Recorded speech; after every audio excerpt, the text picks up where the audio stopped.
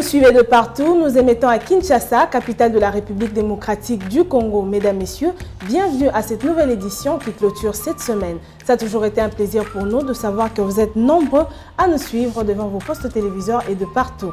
Pour commencer, l'édition fera un focus sur les dépenses qui ont été effectuées au secteur de pêche et élevage en 9 mois. Nous aurons aussi un dossier avec Guy Chungu qui nous ramènera au ministère de l'EPST où nous allons parler de fichiers de paye des enseignants. Finalement, le ministre Tony Mwaba a instruit le CECOP de réactiver certaines écoles. Nous aurons plus de précisions quand il sera avec nous sur ce plateau. Avant de nous séparer, nous aurons à noter les différents rendez-vous de la semaine que nous ramène Adassa Grâce. Avant d'y arriver, prenons d'abord les nouvelles en bref.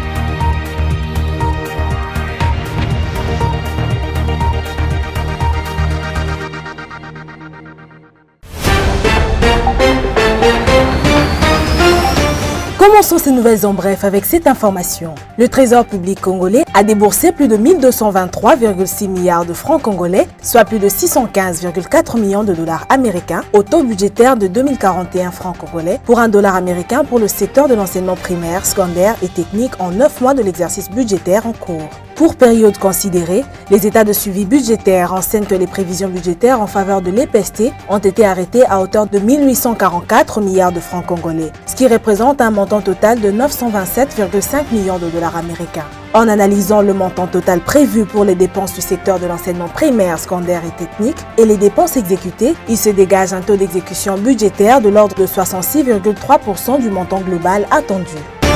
Nouvelle en bref encore, le directeur général adjoint de Equity BCDC, Jean-Claude Chipama, et le coordonnateur du projet d'entrepreneuriat des jeunes de l'agriculture et l'agrobusiness, Arthur Mampouya, ont procédé ce jeudi 14 octobre 2021 à la signature d'une convention de partenariat pour accompagner les initiatives des jeunes dans l'agriculture et l'agrobusiness. C'était en présence du directeur du cabinet du ministre de l'Agriculture, Herbert Chibanda, au 18e niveau de l'immeuble qui abrite le siège de Equity BCDC à Kinshasa, Gombe.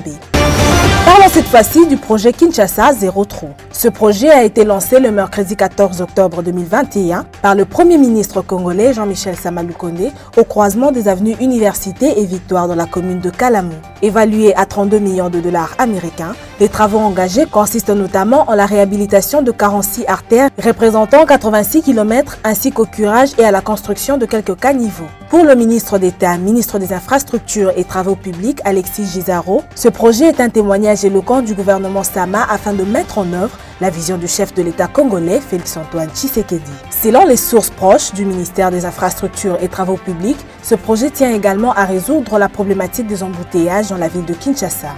Terminons ces nouvelles en bref avec cette information. L'entreprise minière Ivanhoe Mines, située dans la province du Lualaba en République démocratique du Congo, devrait doubler sa production en cuivre au deuxième semestre de l'année 2022. Initialement attendue pour le troisième trimestre de l'année 2022, la mine de cuivre Kamoa-Kakula devrait voir sa production augmenter au deuxième trimestre 2022 pour atteindre la barre de 400 000 tonnes par an. Cette entreprise qui a démarré sa production de concentré de cuivre au mois de mai 2021 est déjà comptée parmi les mines pouvant produire d'importantes quantités de cuivre à la hauteur de la République démocratique du Congo. Avec ses projections, cette mine de cuivre Kamoa-Kakula est bien partie pour permettre à la République démocratique du Congo de bousculer la hiérarchie mondiale des producteurs du métal rouge.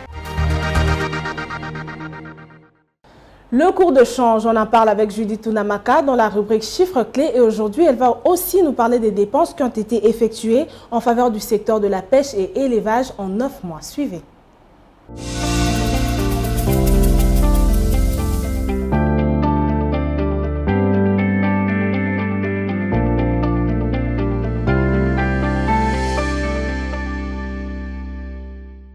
C'est un plaisir de vous recevoir sur ce plateau. Ounamaka, bienvenue. Merci Judith. Nous en avons pris habitude. Avec vous, nous commençons avec le cours de change. Dites-nous, quelle est la mise à jour du marché de change actuel? Le taux officiel retrocède $1 à 1995 francs congolais, un franc CFA à 3,59 centimes et 1 euro s'altère à 2361 francs congolais. Sur le marché parallèle, il sera question aujourd'hui de la commune de Makala et dans ce lieu, $1 vaut 2000 francs congolais, un franc CFA revient à 3,59 3,60 centimes et 1 euro se monnaie à 2362 francs congolais. Alors revenons sur notre sujet principal. Lunamaka, dites-nous combien le gouvernement a-t-il décaissé en faveur du secteur de la pêche et élevage? Voilà, d'après ce que relève le rapport des états de suivi budgétaire du ministère du Budget, en 9 mois, le gouvernement de la République démocratique du Congo a décaissé en faveur de la pêche et élevage un montant de 2,6 milliards de francs congolais, soit un montant équivalent en dollars américains à 1,3 million de dollars américains. Et les prévisions linéaires ont été fixées à 75,6 milliards de francs congolais, soit près de 38 millions au cours de cette période. Il faudrait savoir que lorsqu'on connaît les potentialités que regorge la République démocratique du Congo dans ses différents lacs, rivières et fleuves, le pays ne peut pas importer des vivres frais de plus d'1 milliard de dollars américains pour nourrir la population. Et d'après un récent rapport publié par le Programme alimentaire mondial, plus de 27 millions de la population congolaise sur l'ensemble du territoire national souffrent d'une malnutrition aiguë. Et cette situation serait due par le manquement de politique qui entre dans la ligne droite du développement durable pour ainsi trouver des solutions idoines aux besoins de la population pour ce qui concerne l'alimentation. Et que comprendre de la clé de répartition de ces dépenses en faveur de ce secteur dont nous sommes en train de parler? En croire le rapport des états de suivi budgétaire, cette somme décaissée en faveur de la pêche et de l'élevage est repartie de la manière suivante. Les dépenses du personnel ont coûté 281,62 millions de francs congolais, 413 millions de francs congolais affectés à la rubrique intitulée biens et matériels. Les dépenses de prestations sont évaluées à 1 milliard de francs congolais, 159,1 millions alloués aux dépenses liées aux transferts et interventions de l'État et 795,5 millions de francs congolais ont été utilisés pour l'achat des équipements. Et pour finir, qu'en est-il des prévisions de dépenses de l'ensemble de l'année 2021 qui tend déjà vers sa fin? Suivant les indications de la loi des finances de l'exercice en cours, les allocations budgétaires en faveur du secteur de la pêche et de l'élevage ont été arrêtées à 100,8 milliards de francs congolais, soit plus de 50 millions de dollars américains pour toute l'année 2021. Merci beaucoup à vous, Namaka, pour toutes ces précisions. Retrouvons-nous déjà la semaine prochaine pour un nouveau numéro de Zoom Eco Live. Merci à vous, Piombo.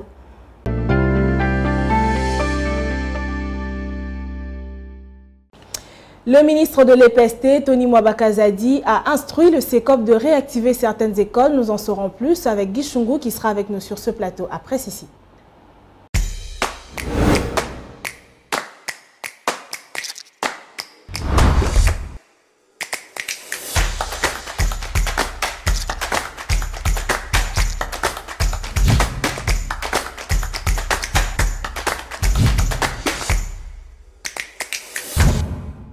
Guy Chungu, aujourd'hui vous êtes là comme notre présentateur du dossier, bienvenue. Merci Judith. Vous nous ramenez bien sûr au ministère de l'EPST, il s'observe une désactivation, finalement réactivation. On peut dire que c'est un rétropédalage du ministère de l'EPST? Vous venez de le dire, désactivation et réactivation après, oui c'est vrai, c'est le moins qu'on puisse dire, mais ça n'a rien à voir avec un rétropédalage. Je m'explique. Rappelons l'histoire. Lorsque le gouvernement prend en charge une école, c'est-à-dire que cette école figure, ou le nom de cette école figure dans un arrêté.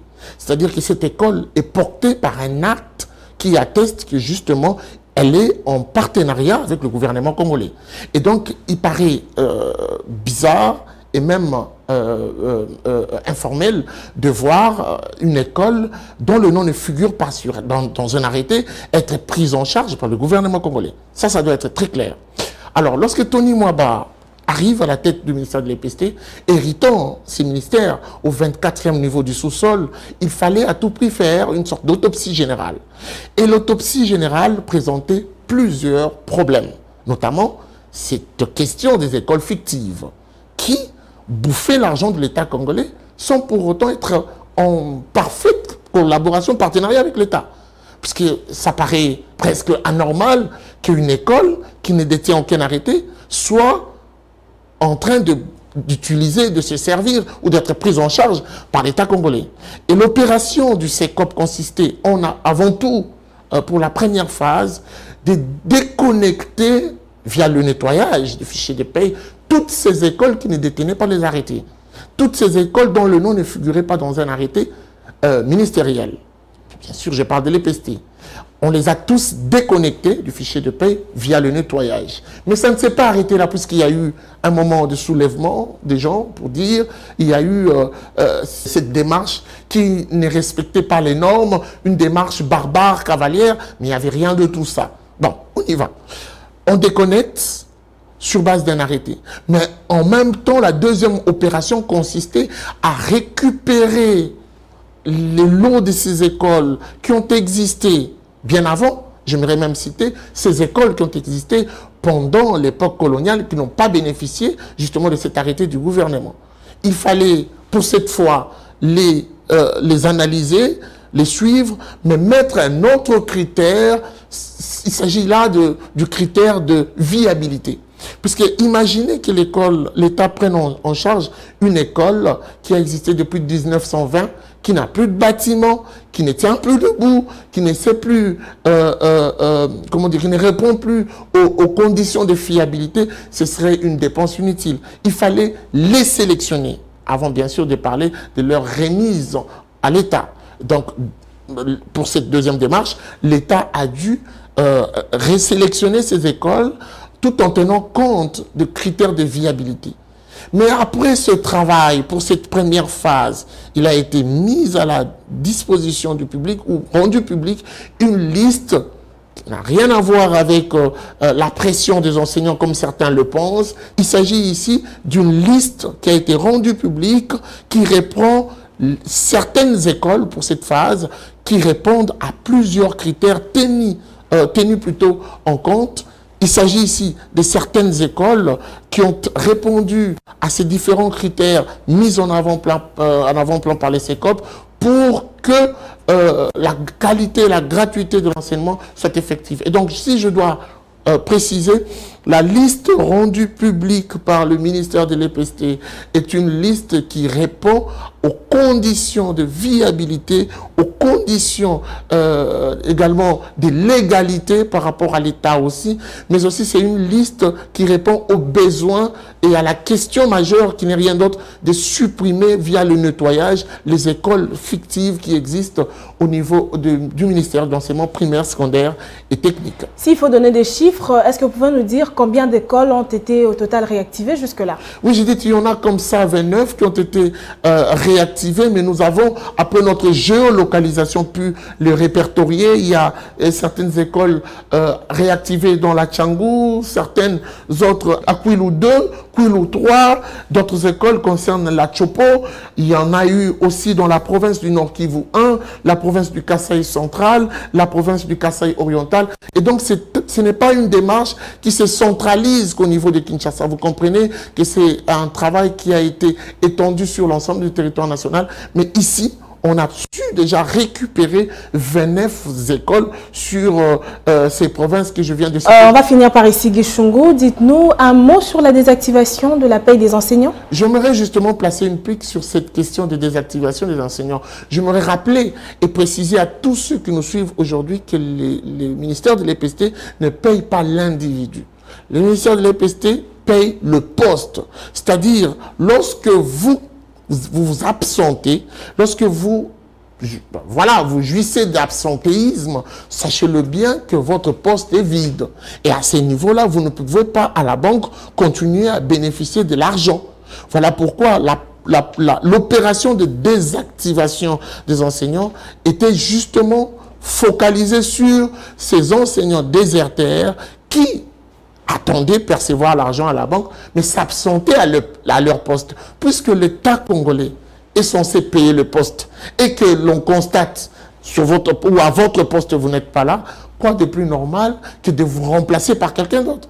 Et imaginons que vous soyez patron d'une entreprise et que votre bonne ne vienne jamais au travail, et mais à la fin du mois, il vous réclame un salaire. Quelle serait votre réaction? Merci beaucoup à vous pour ce dossier, Gichungu. Merci. L'édito du jour parle de la maîtrise du train de vie des institutions ici en République démocratique du Congo. Un pas de géant est-il franchi pour le gouvernement Sama Lukonde? Nous en saurons plus avec Patrick Bomboka. Suivez.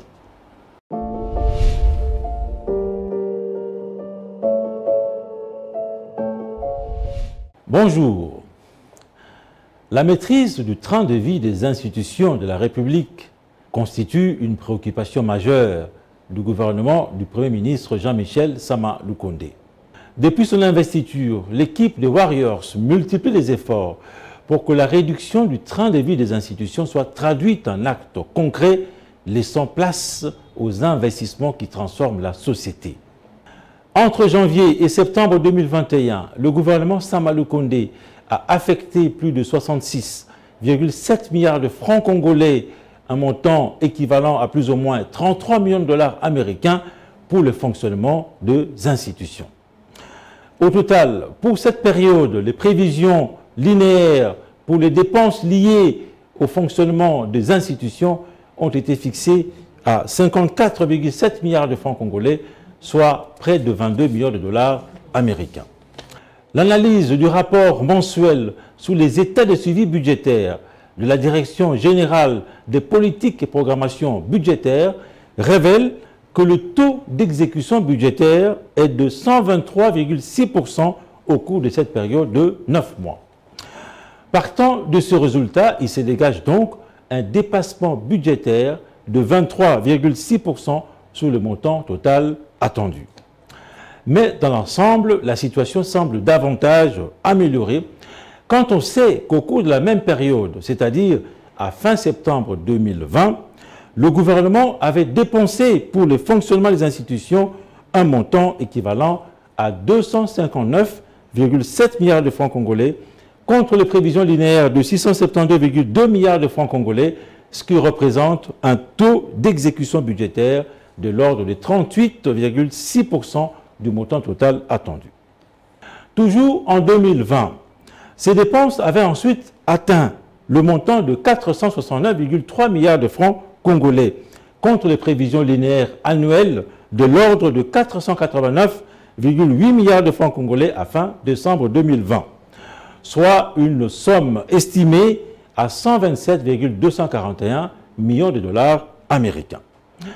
Il s'observe en effet que si le gouvernement congolais avait dépensé plus ou moins 127 millions de dollars américains pour le fonctionnement des institutions, eh bien, à fin septembre 2021, la tendance est plutôt à la baisse, lorsque l'on observe que le gouvernement Sama Lukonde n'a décaissé que 33 millions de dollars américains. Passer de 127 à 33 millions de dollars américains des dépenses liées au fonctionnement des institutions de la République constitue à coup sûr à cette échéance un pas des géants allant dans le sens de la réduction du train de vie des institutions. Merci de votre attention.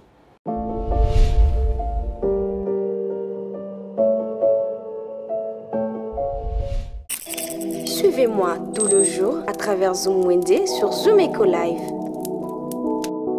Abonnez-vous sur notre chaîne YouTube. Zoom Eco Live, la référence de l'actualité économique en RDC. Naomi Kande revient dans Zoom Wende. Aujourd'hui, elle nous ramène les prix des différentes tenues et équipements de sport. Nous en saurons plus dans Zoom Wende. Bienvenue à tous. Lorsque nous pratiquons une certaine discipline sportive, la tenue ou les vêtements sont d'une grande importance. D'autres sont obligatoires, d'autres décoratifs et certains sont conçus de façon confortable selon les disciplines. Alors découvrons ensemble les différentes sortes de tenues et équipements sportifs. C'est parti! Commençons notre marché du jour avec de baskets pour adultes qui se vendent à 28 000 francs. De baskets pour enfants se vendent à 43 500 francs. Des t-shirts revient à 16 500 francs. Pour ceux qui préfèrent des t-shirts manches longues, cela coûte 36 500 francs. Vous aurez besoin de lunettes de natation qui se vendent à 12 000 francs. Un sac à dos pour vos moments de randonnée revient à 8 500 francs. Une casquette se vend à 20 000 francs. Besoin de raquettes de tennis, cela se vend à 43 500 francs. L'ensemble d'un maillot de foot revient à 20 000 francs. Un protège tibia se vend à 13 500 francs. Un short pour vos moments de sport coûte 20 000 francs. Une paire de gants revient à 33 500 francs. De gants de boxe revient à 40 000 francs. Une bande de boxe revient à 16 500 francs. Un protège-dents revient à 10 000 francs. Une paire de chaussettes coûte 10 000 francs. Le tapis de sol revient à 10 000 francs. Pour le pratiquant du yoga, le tapis yoga revient à 36 500 francs. Le sac de frappe revient à 185 000 francs. Terminons avec 20 000 francs pour une coudière. Merci d'être avec nous. Prenons rendez-vous très prochainement. Les rendez-vous économiques, c'est dans l'agenda sur Zoom Eco Live. Abonnez-vous sur notre chaîne YouTube. Zoom Eco Live, la référence de l'actualité économique en RDC. Nous sommes vendredi 15 octobre 2021 et nous avons droit à noter les différents rendez-vous économiques avec Adassa Grasse.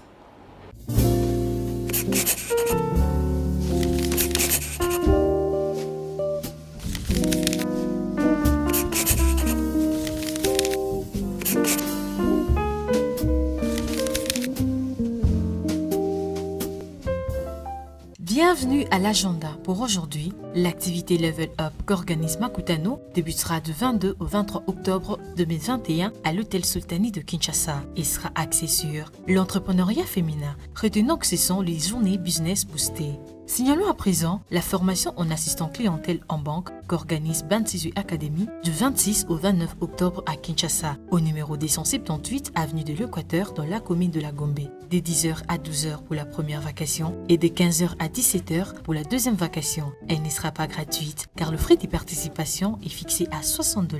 Et pour finir, Empowering Women International tiendra une conférence spéciale pour femmes le 28 octobre 2021 à l'hôtel Béatrice de Kinshasa à partir de 11h. Cette activité aura pour thème l'encadrement du leadership et des initiatives de la femme en RDC. Merci de nous avoir suivis. Au revoir.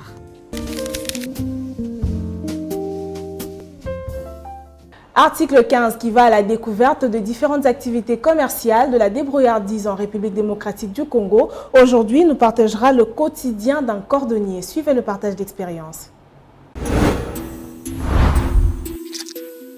Débrouillard jamais, jamais, jamais. Débrouillard jamais, jamais, jamais. Débrouillard jamais.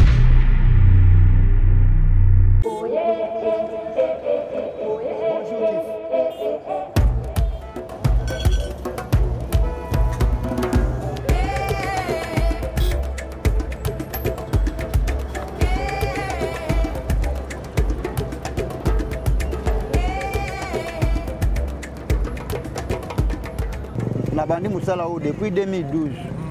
Nabandi Moussala depuis 2012.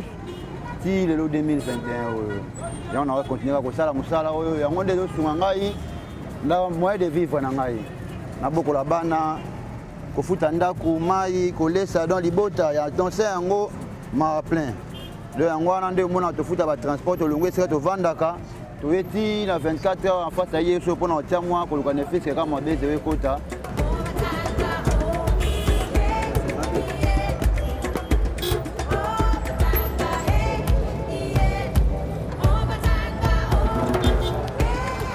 Babi n'a pas de son métier. En tout cas, des aboyés, tu gagnes ya mingi penda mingi temen, tu gagnes paix à mouké, mais ce qu'aujourd'hui d'être à mouké, on n'a jamais collé en sur sili. On de façon tout aujourd'hui à moi mouké au tien à caisse ou etikali au sein de dépenses à journée de façon tout que mouké après une semaine, soit quand nous sommes après un mois. Le couple à moi sans mort boyé et servi on a offert à moi un da couteau pompe courant au maïs.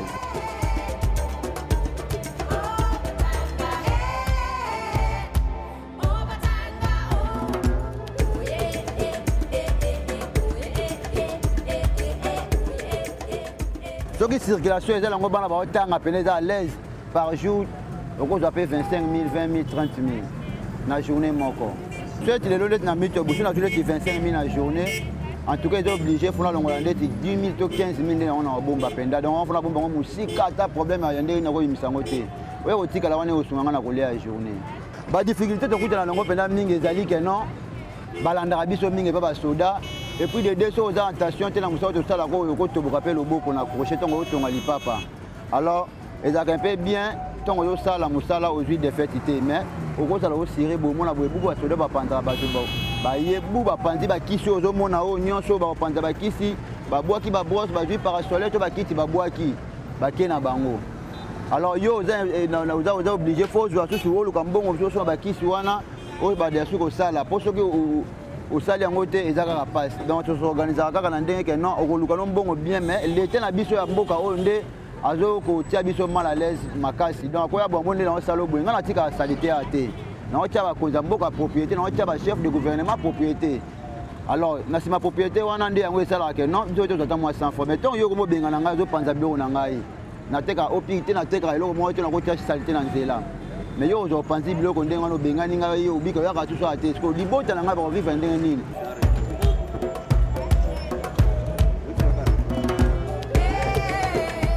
Conseil na ko pesa ba ninga na ngai ba mibali ba jeune eza que non ko vana ndako eza solution à vite ko vana ndako eza te que non eza eloko ba te que non to ko vana ndako fo omona ozana oto ko vana ndako ozana posa ya kolia ozana posa pe ozata moi eloko mo ante osoko mela ko mela. Alors ce que tant yo vana ndako zo sala te eza passe yango mo nso na conseil na pesa mako fo ko bima ka tongo to ko moni ke ozana musala o sala te biloko oyo ekutaka cher te po sala métier oyo ngana o sala oyo ozo comprendre. Mais ça là, on même 5 000 francs bandits comme se retrouver. Quand on a 5 000 francs bandits, on peut se retrouver, on peut le bilan même. Tant que vous voyez un dac, on a eu quand on a fait le transport, on a eu le cas. On a eu moins 5 000, on a eu moins 5 000, on a eu 200, on a eu 300. Si on a pris le mot, on a eu or ils ont fini. Vous voyez un dac où on a eu mais on a dû se sacrifier. Je voulais pour le Cambon. On a fait le transport, on a eu un salle bâtisse, on a produit, on a fait le cirage. De façon, on a eu le moyen de vivre. yango wana conseil na pesa bato sur la masse to bibalo bazana bandaku anto vana ndaku eza solution te donc a jezo poussana faut que luka moi activité moko soki ya l'été zo simba te ata yo moko privé ndeti ngala o eza activité na nga privé na ozela te muta futa ngai na ozela te muta sala ke na osali perte osali manka na so ya muke na ozwa na zo ya be na zo ya mingi mayele na économie na nga na gérance na nga yango nde osala nga lobi na zala mutu soki penda ezalaki bien que non gouvernement ya mboka na biso azalaki na bamoyen akozwa ke non basiaki arrêt apozaka mwa bakiosque oyo batante mpona biso basirere e ozala mpe mie mpo tolofuta taxe epai ya l'état.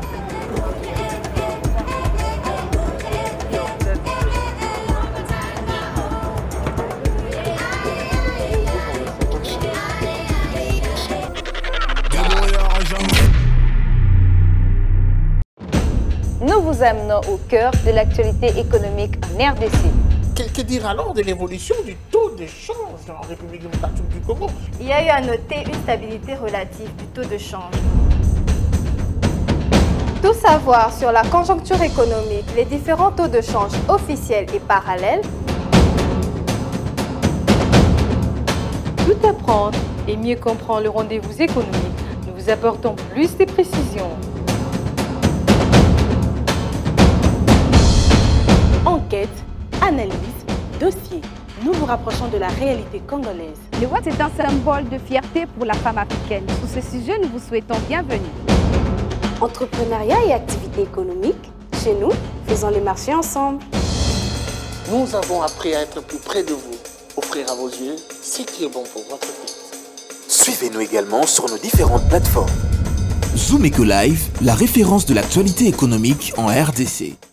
Voilà, c'était tout pour aujourd'hui. Merci d'être connectés. Restez branchés à Zoom Eco Live. Retrouvons-nous déjà la prochaine semaine pour commencer un nouveau numéro de Zoom Eco Live. Au revoir.